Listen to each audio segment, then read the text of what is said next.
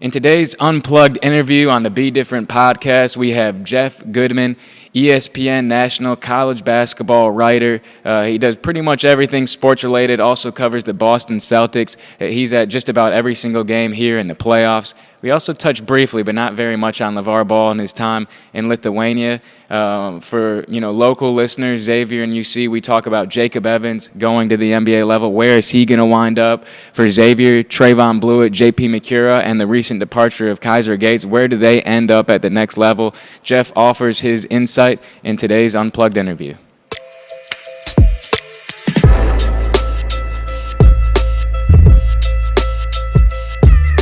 Be Different podcast is back in the downtown studio, Cincinnati. Brad Redford is here, Nick Given, Greg Wichard, as usual, but we have a special guest calling in from Newburyport, Massachusetts. It's Jeff Goodman, ESPN college basketball writer, sideline reporter, doing everything basketball for ESPN. And Jeff, did I say Newburyport correctly? I want to make sure that I got that right. That's impressive. You did your homework here. I am in Newburyport. It's north of Boston, about 40 minutes near the New Hampshire border. So people have no idea where it is. Good little community on the water. So it's good for like 4 months a year when the sun comes out. It's good for 4 months. The other 8, it's cold and shitty. Well, I went on Wikipedia and I was searching some of the famous people from Newburyport.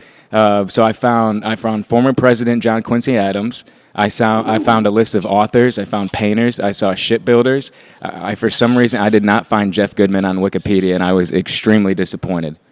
Yeah, I don't do the Wikipedia thing, and I'm not famous enough to show up on Wikipedia. I disagree. I think you're plenty famous enough for that. All right. Well, at least somebody does. At least somebody does. How you doing? You good? Yeah, I'm good. I got no complaints. You know, these days I try to get up early, get a workout in, eat okay. I picked up E. coli a couple weeks ago. There was the recall on some of the romaine lettuce, and I struggled for a few days, but I'm back to normal, Jeff. Seriously, you think it was the romaine lettuce that hit you? I feel like it was. So I've never had anything like that. You don't watch the news to understand there was a recall on romaine lettuce? You didn't throw away your romaine lettuce? So to be fair, my mom always calls me when there's a recall on anything at all, and she called me the evening after I had romaine lettuce.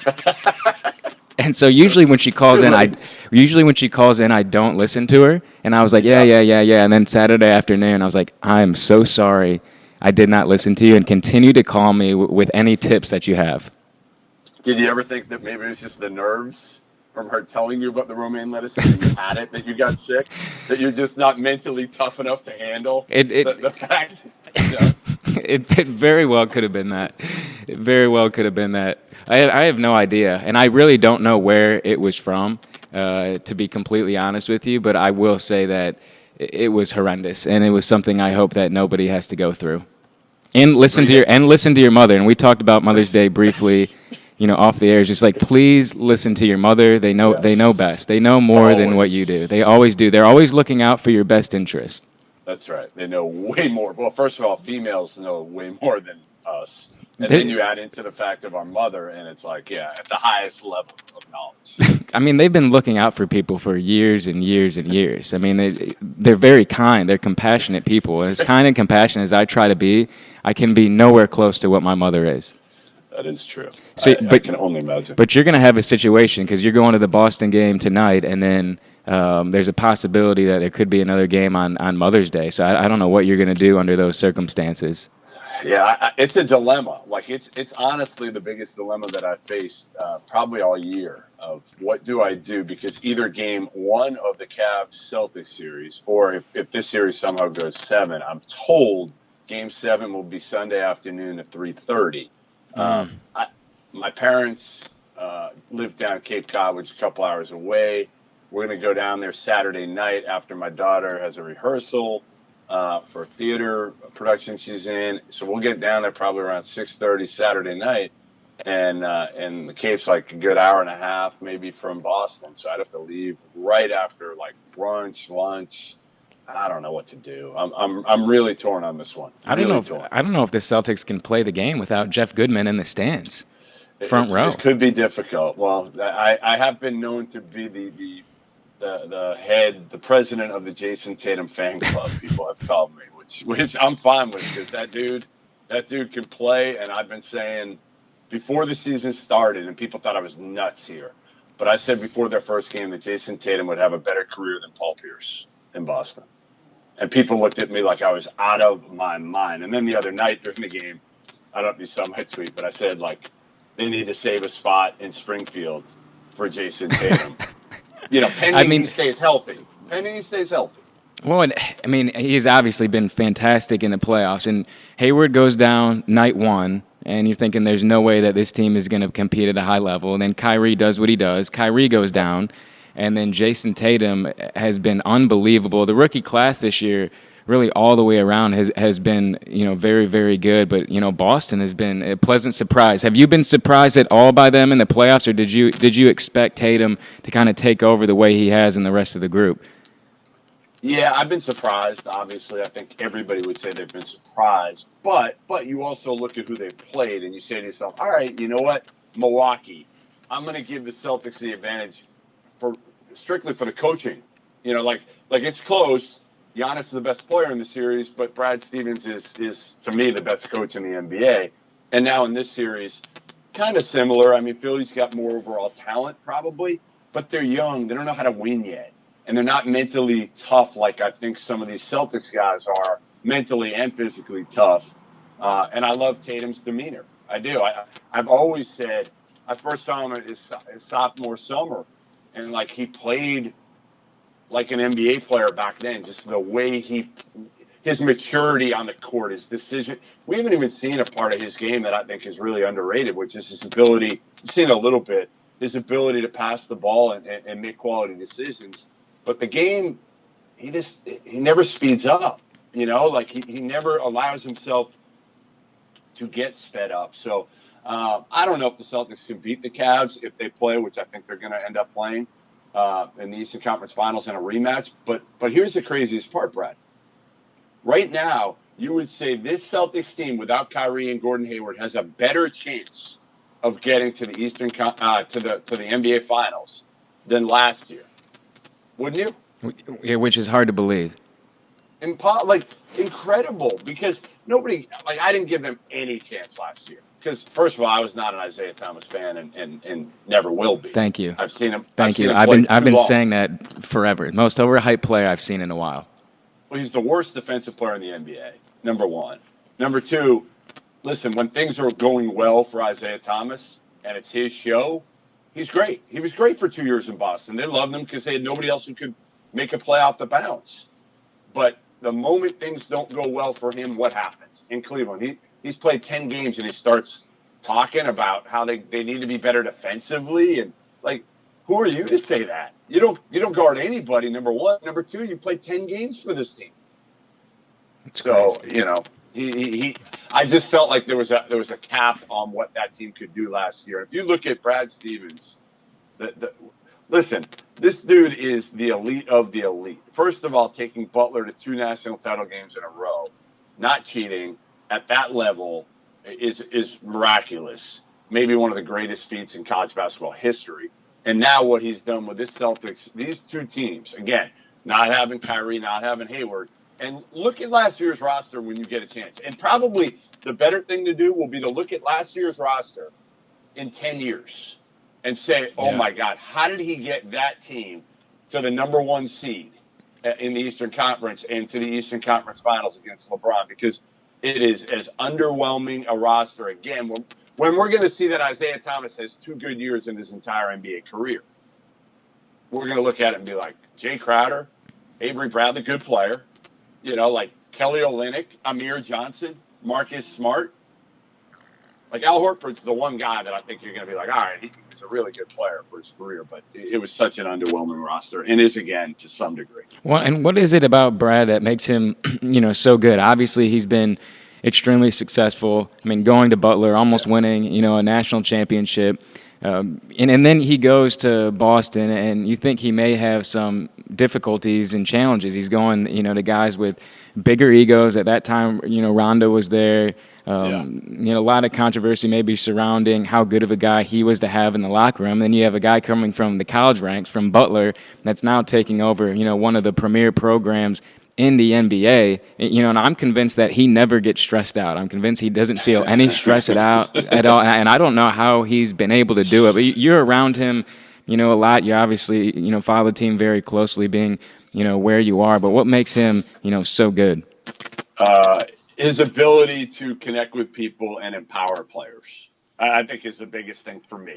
Now, obviously, he's a hell of a coach, right? I mean, what he can do on the court is one thing in terms of drawing things up, making adjustments, all of that. But like the key to me is, again, there's not a lot of disparity between the talent with most guys and most teams in the NBA. Golden State's at a different level. There's some teams that are at the bottom level, Atlanta, whoever. But most teams and most players aren't that far apart in the NBA.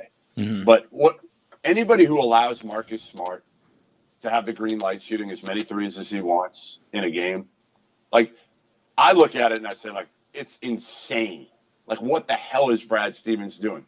But he's obviously way smarter than me, because he understands that Marcus Smart will do anything, will play as hard as he can on both ends. It's not that he doesn't play hard on the offensive end. He's just not that talented on that end. But he's so talented on the defensive end, goes so hard. And because of that, he gives him the freedom. And he does that with a lot of guys. Listen, I saw a game last year. Amir Johnson went 4 for 4 from 3. And I'm watching going, like, I can't believe I'm seeing this. But again, he gets guys to play hard. He gets guys to buy in. It's contagious, because Marcus Smart guarding and Terry Rozier guarding and Jaylen Brown guarding, it all meant that Kyrie actually guarded earlier this year before he got hurt, which I haven't seen probably in his NBA career. So he understands the benefits. He's just so good managing people, being adaptable. It's not about him. It's not about Brad. Well, I got a great Brad Stevens story that always sticks out to me, definitely. And I think, when you talk about his ability to empower people and, how quality of a guy that he is. But Matt Howard, who was a really good player for him, at Butler, big guy. A friend of mine at Xavier, Joe Hughes, grew up kind of playing with Matt. And when Matt got married, Joe went to his wedding, and they're sitting at a table, and there was like 5 or 6 guys from, Matt's AAU team that he played with in high school. And, Coach Stevens came over to the table, and Joe said he remembered every single person's name at the table, which is just, that just doesn't happen. And for a guy that's, as successful as he is, and I think this was right during that transition time from Butler to Boston. But to me, when I heard that story, it just says a lot about, his humility. And, I love that he hasn't really changed his demeanor or his process. He didn't change who he was when he went to Boston. He stayed the same.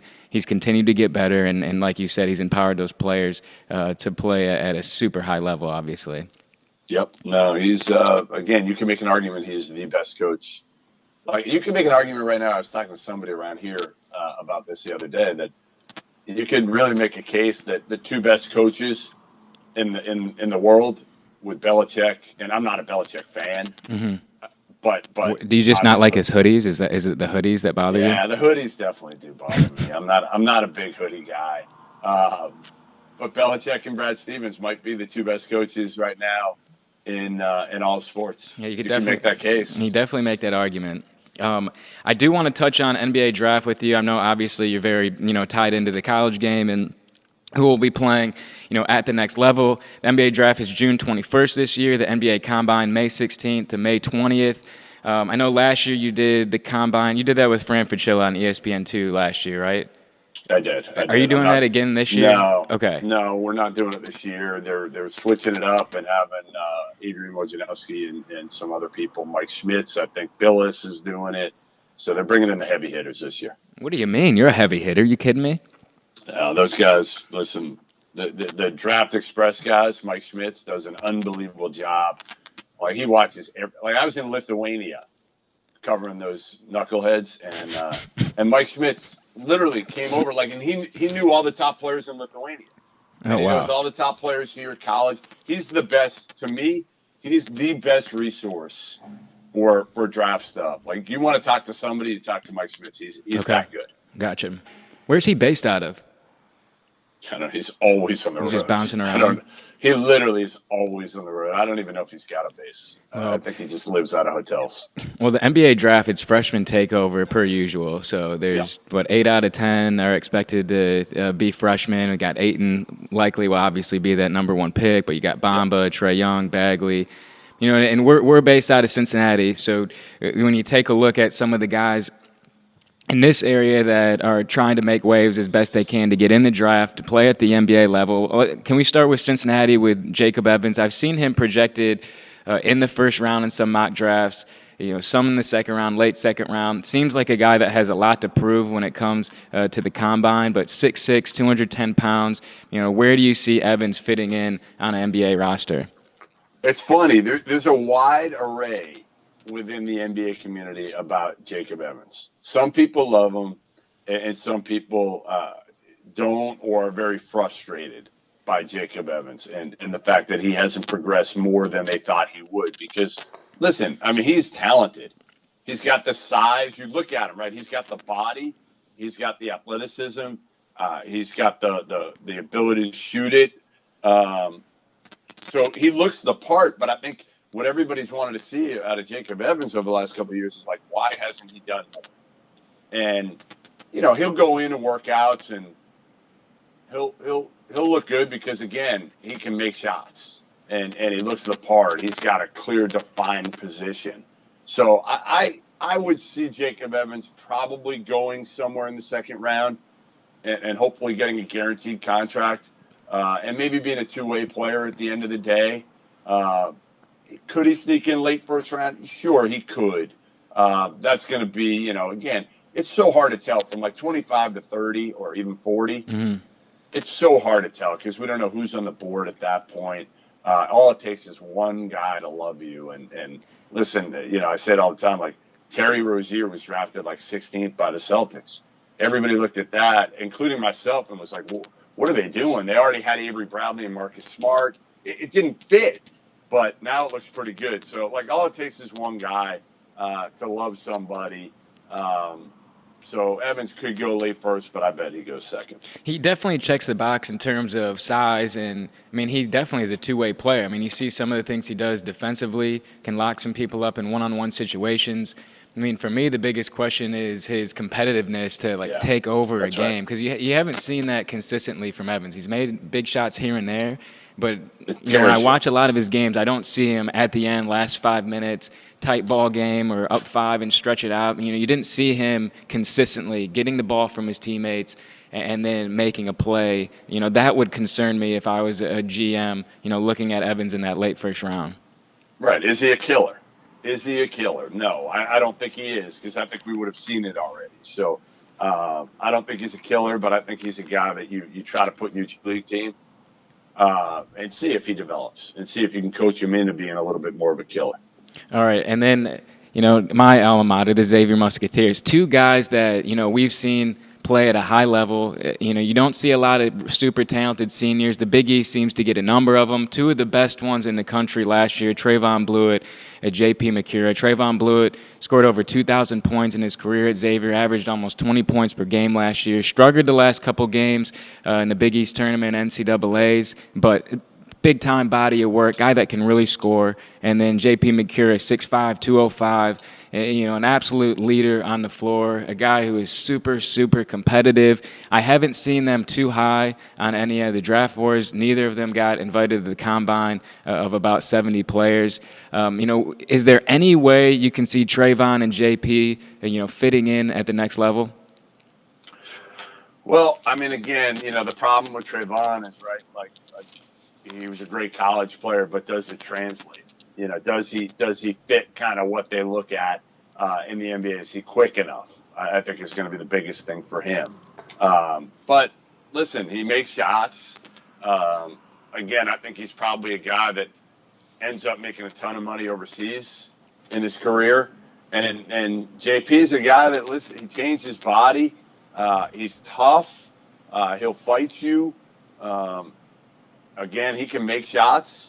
Can you bring him off the bench and just use him as kind of a one-dimensional guy that can, come off but he didn't shoot lights out. I guess that's the problem I would have with JP is he needed to be a guy that shot, 40+% every year from three, and I don't think he ever did that. I think he was always in the 30s. He needed to be like you. He needed to be automatic from three. Well, he kind of became more of a a driver, more of kind of a playmaker driver, and he kind of went away from shooting from the perimeter just because I felt like he was inconsistent. But they'll have to do a good job. Hopefully, get an opportunity in the summer league to get out there, and then one player from Xavier, and we call him kind of the head scratcher. Right now, and a lot of people in this area don't understand why Kaiser Gates made the decision to sign an agent, leave early. He had, one more year to play at Xavier. He would have been one of their most talented players and had a big-time opportunity, to play upwards of 20, 25 minutes, every single game, with JP and Trayvon graduating. What do you make of Kaiser Gates, deciding to leave college early, did not finish his degree, and won't complete his tenure at Xavier? That's the biggest thing for me, okay? Like, if a guy wants to leave, like if Ethan Happ wanted to leave Wisconsin right now, I'd be like, all right, I get it. He'd have I think he's got his degree. His stock's probably not going to change a whole lot. He's produced as high as he could at Wisconsin. Can he get better? Obviously, yes. But when you look at Kaiser Gates, you're like, dude, what are you doing? I mean, Xavier's losing their top three scorers. You're going to have a chance to be a guy who really Travis Steele kind of builds around. Who's it going to be at this point? Like Quentin Gooden, Najee Marshall. Like, Scruggs is okay, but, like, he's not ready. So, like, Kaiser Gates is going to fill a role and probably would have averaged, I don't know, would you say 15 a game probably would have been realistic? I would say 15's definitely realistic, and then he would have been a huge focal point, defensively guarding the team's best players. I mean, it would have been a great, training ground for him for, people to take a look at him. Baffling. One of the, if there's like 5 most baffling decisions, it's Kaiser Gates. There are some guys that, like, again, have checked out completely, and their draft stock's not going to change, their role's not going to change, whatever. People look at the list and they're like, look at all these underclassmen. There's only 60 spots. I get that. And some kids are just ready to go play overseas. Now, the difference with Kaiser Gates is how much money can he make going overseas with his resume? Not a lot, where if he had a good year this year, he would command more money overseas just based on what he does at Xavier this year. And also the fact that you leave and you never have to come back for your degree. I don't know about you, but, like, I would never want to come back in 8 or 10 years or do online classes or whatever to finish my degree. Get it now if you can, so you never have to worry. Because what if Kaiser Gates, all right, let's say for argument's sake, let's give him the benefit of the doubt and say Kaiser Gates is going to play for the next 10 years overseas. All right, so he earns, let's say, $100,000 a year, an average of $100,000 a year for the next 10 years overseas. Then he's done at 32 years old. You got to come back. You got to get your degree. What else are you going to do? Might as well get it now. Get it now. Again, it absolutely baffles me, and it's certainly a hit for Travis Steele, and I don't think he was expecting it at all. I don't think anybody was, and he felt really good. I mean, Chris leaves to go to Louisville. I wasn't super surprised about him deciding to leave. I mean, Chris did a great job at Xavier, was there for, almost 10 years. Travis takes over, a really big-time recruiter. He brings in, 3 guys quickly, fifth-year transfers that were able to play right away. And it seemed like enough of a nucleus with Najee, Quentin, and then Kaiser, guys who could really defend on the perimeter and pretty versatile. Kaiser leaving, definitely a big hit to Xavier, and causes definitely a little bit of instability here in the offseason for them. Yeah, no, I mean, again, who's going to be your guy now? Oh, it's going to have to be Najee. Najee's going to have to step forward. I mean, the last half of the Big East season, what he did in the Big East tournament, NCAAs. I mean, he looked like a guy who's going to be a big-time player next year. I mean, you're just hoping he's able to make that step and able to make it quickly. And you need a guy who's a leader.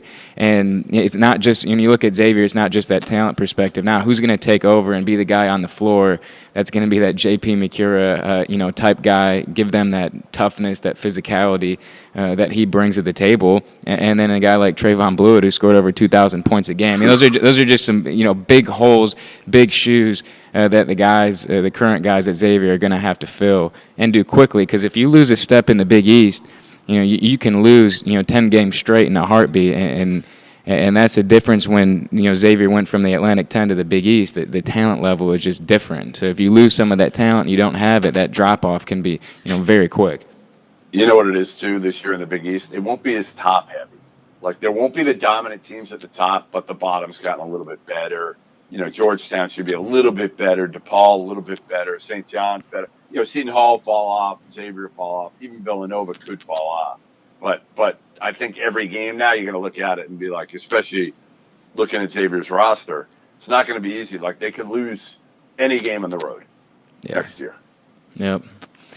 Well, we'll see. We'll be interested. Obviously, we'll be locked in. And then I know you're going to the Boston game tonight, so enjoy that. Do they close it out tonight? Do you think this is it, and then we can move on? We already have Houston and Golden State and the Western Conference that will be playing in the finals.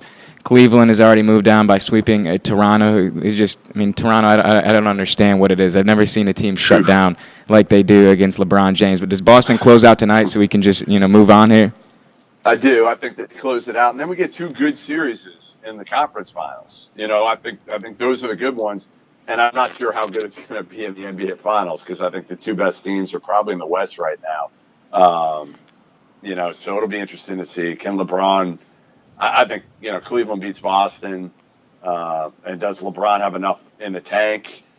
Maybe to win a couple games. I don't think he's enough to beat the Warriors this year, or even Houston this year, to be honest. It's just hard for me to think that Houston, or whether it's Cleveland or Boston, I don't know that it matters that much, like you're saying in the NBA. But can anybody beat Golden State? They just have so much. That four of Draymond, Durant, Clay, Steph Curry.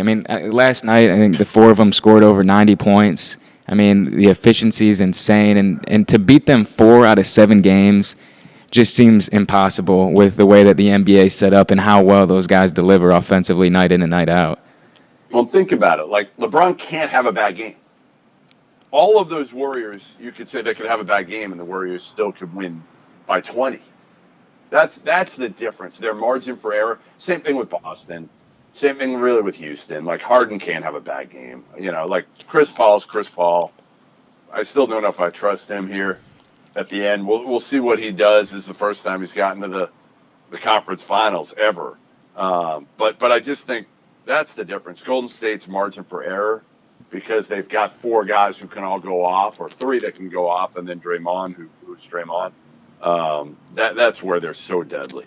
Well, and for Houston to beat Golden State, Harden doesn't just have to be good. He has to be spectacular. He's got to have 42, 12, and 12. And same with LeBron. So you're expecting Harden to do that, LeBron to do that 4 times, and then you still need Golden State to kind of misstep a little bit and just be okay. Right. So I just don't see it. I just don't see it. Me either. So, but Jeff, thank you so much for your time this morning, getting up with the Be Different podcast. You were fantastic. It's always good catching up with you, and enjoy the game tonight. And also on Mother's Day, you take care of what you need to take care of. I'll be thinking about you. If you do need any help, kind of facilitating that day, I'm more than happy, to help out in any way that I can.